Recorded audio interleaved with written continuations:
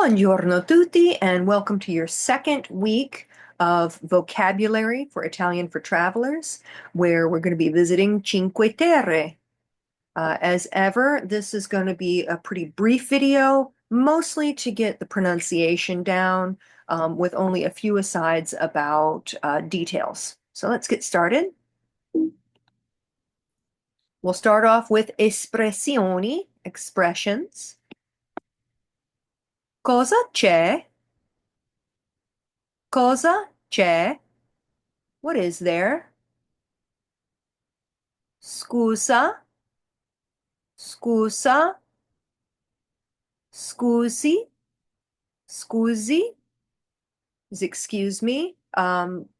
Informal is scusa, formal is scusi.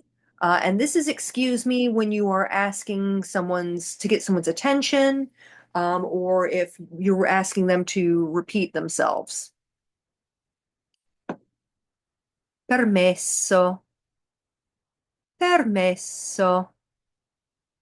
This is the kind of excuse me for navigating space. So permesso, like permission, is for asking, excuse me, I'm going to be right behind you, or can you step aside? But also if you are entering somebody's home or their office, you would say permesso in the sense of may I come in? Dov'è? Dov'è? Where is? Review from last time, just like cosa c'è, dov'è il bagno, where's the bathroom, dov'è il Colosseo, where's the Colosseum, etc. Ti piace? Ti piace? You like or do you like? So if I say ti piace il caffè with a rising tone, do you like coffee? Whereas a statement would be ti piace il caffè, you like coffee. Mi piace, mi piace, I like. Mi piace il caffè, mi piace cioccolato, mi piace italiano. I like coffee, I like chocolate, I like Italian. Ti piace, mi piace. Next, we have la geografia, geography. La piazza, la piazza. This is a town square or a plaza. Notice the double zeta, like pizza, la piazza. Il ristorante, il ristorante. It's cognate to restaurant, which is exactly what it is. Il bar, il bar. This can mean what we would call a cafe, where you get coffee. Hence the term barista is the person who works at the bar. But it can also be a bar that sells alcohol, and indeed, many do both, or do both at different hours. La strada. La strada is a street, like the film. Il ponte. Il ponte is a bridge. Il fiume. Il fiume is a river. Il museo. Il museo, museum. L'albergo. L'albergo is a hotel. L'aeroporto. L'aeroporto, the airport. La stazione dei treni. La stazione dei treni, the train station. La spiaggia. La spiaggia, the beach. And notice with that double G, you give it a little emphasis. La spiaggia. La spiaggia. La montagna. La montagna, the mountains. Il mare. Il mare, the sea or the ocean. La costa. La costa, the coast. Um, Now, you notice this la, il, el apostrofo, those are your definite articles. I'm not going to go into detail with them yet. What is helpful is for you to memorize them as part of the word, just like you did in your high school French class. If you do that, then later on we can get into them and get into the meaning and the rules behind them. For now, it's not actually that important, but I do include them. Next, we have modi di trasporto, modes of transportation. We can go places in macchina, by car, in barca, by boat, in aeroplano, by plane, in treno, by train, in taxi, by taxi or by cab, or a piedi, by foot. So you'll notice that all of these were in macchina, in barca, in aeroplano, except for a piedi. In Italian, you go places in whatever you go. So instead of riding on a horse, they ride in a horse. Same thing with bicycle, same thing with everything except going by foot. If you are in piedi, if you're in your feet, it means you're standing. But if you go someplace a piedi, it means you are going by foot or on foot. And if that sounds confusing and like it doesn't make much sense, it's because, well, it is confusing and doesn't make much sense. But ask yourself, why do we ride on a plane and not in a plane in English? See, prepositions are issues everywhere. But for every mode of transportation except foot, you would go in whatever. Gondola, cavallo, horse, bici, bicycle, all of it. Next, we have le attività, activities. Nuotare, to swim. Camminare, to walk. Fare foto, to take photos or to do photography. Note that fare is the verb to do or make. So in Italian, you do photos or you make photos, whereas we take them. Sciare, to ski. And notice the it would be ciare, and then the esse softens it even more. Sciare, to ski. Mangiare, to eat. And we've probably all heard mangia, eat. Mangiare, to eat. One of my favorite activities. Ballare, to dance. Like you go to a ball to ballare, to dance. Fare sport, or fare ginnastica, So once again, here we can use the verb to do or make, fare, for sport, to play a sport. You can also giocare, a sport. You can play a sport, is also common, but you can fare sport, you do sports. Fare ginnastica sounds like doing gymnastics, but it just means it's in a gymnasium, so it's working out or exercising. Guardare, to watch. You could watch people, you could watch movies, you could watch TV. All of that is guardare, to watch. It's where we get the word guard. When you guard something, you're watching it. You're watching over it. Guardare. Fare una passeggiata. Is to take a walk or a stroll. So that's another example with fare. And in fact, a lot of activities use fare.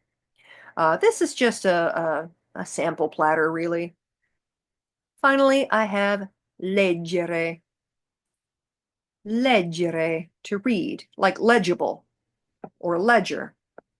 Now notice that all of these are verbs. They're infinitives, including fare is an infinitive. It's just to do or make something else. So all of these are infinitives of the verb: to swim, to walk, to take photos, to ski, to do whatever, which means that you can look up any verb in Italian and it will look something like this. And you can use that to talk about your activities. And if you can't find something, let me know and I'll be happy to look it up or let you know what the word is for you. To wrap up Cinque Terre, I've got some bonus vocabulary. And this is pretty extensive. We've got indirizzi, directions. These are nice to know, but increasingly they're less important as apps and things that can help us get around on our phones get better and better. But just for fun, or if you're really interested, here are indirizzi, directions. First, we have prendi, prendi, or prenda, prenda. So this is take as a command form, an imperative, as in take Tennessee Street 3 miles and then do this. Prendi is the formal and prenda is the informal. And in fact, this is the same command you would use for like take medicine. You know, take these and call me in the morning. Giri, giri, or gira, gira. Both of these are turn. Again, an imperative, a command. In formal and then informal. So you could giri a destro, turn right, or giri a sinistra, turn left. Giri, gira, like gyroscope or gyrate. Next, va, va, or vai, vai. Both of these are go, formal and informal. As in our next phrase, va sempre diritto. Va sempre diritto. Go straight. Literally, this is go always straight. Diritto, like direct. Va sempre diritto. Go straight. Si trova. Si trova. You'll find it. So you'll find it, you know, near the stadium or near the Coliseum or whatever. Si trova wherever. Qui. Qui. Qua. Qua. Qui and qua both mean here, and there's absolutely no difference in them. They're completely interchangeable. There's no formal, informal, nothing like. They're just two different ways of saying here. Similarly, li, li, and la, la are both there. So we have qui, qua, li, la, here, there. Next, we have our cardinal directions. Nord. Nord is north. Sud. Sud is south. Est. Est is east. And ovest. Ovest is west. Nord, sud, est, ovest. North, south, east, and west. Then in our right-hand column, we have vicino a. Vicino a, near to, and lontano da. Lontano da, far from. So I could say that Pensacola è vicino a Tallahassee, but Pensacola is lontano da Firenze. And of course, that's all relative. You can also say qui vicino. qui vicino, meaning nearby or near here. So we had qui earlier, vicino, qui vicino, nearby or near here. And vicino as a noun, or vicini is the plural, are your neighbors, the people who are near you. Next, we have a destro. A destro, on the right. A sinistra. A sinistra, on the left. So earlier on we said gira a destro, turn to the right. Gira a sinistra, turn to the left. Davanti a, in front of, avanti like advance, it's advanced of, it's in front of. Accanto a is next to, like an accent, accenting it, it's next to it. Dietro is behind. And finally, or I should say finalmente, we have al angolo, on the corner, literally at an angle, on the corner, at the angle. So those are your directions. This is a pretty ambitious bonus section, but it's something I used to include, so I like to keep it here in the bonus. And since that was so much vocabulary and it's verging on grammar, for today's bonus grammar, I'm going to do something a lot simpler. Just a few phrases that are going to start getting you comfortable with the verb andare, to go. So we'll start with dove vai? Dove vai? And dove va? Dove va?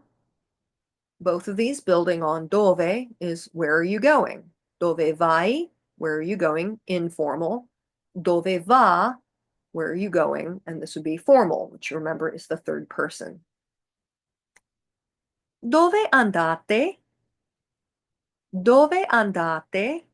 Where are y'all going? This is the voi or y'all form, the plural, you plural. Dove andate? Where are y'all going? And you can answer this. Vado a. I'm going to wherever. Vado a Tallahassee. I'm going to Tallahassee. Vado a Publix. I'm going to Publix. Wherever. And the next to wrap up is andiamo a. We're going to. So that's the noi or we form. Vado a, I'm going. Andiamo a, we're going. Andiamo a Publix. Andiamo a Roma. So that is the vocabulary and grammar I have for you this week. If you really want to do the insanity workout, what I would recommend here is not necessarily diving too deep into all this, but actually getting a head start on numbers for next week, because numbers can take a really long time to memorize. But that's what I've got for you today, and I will see you soon.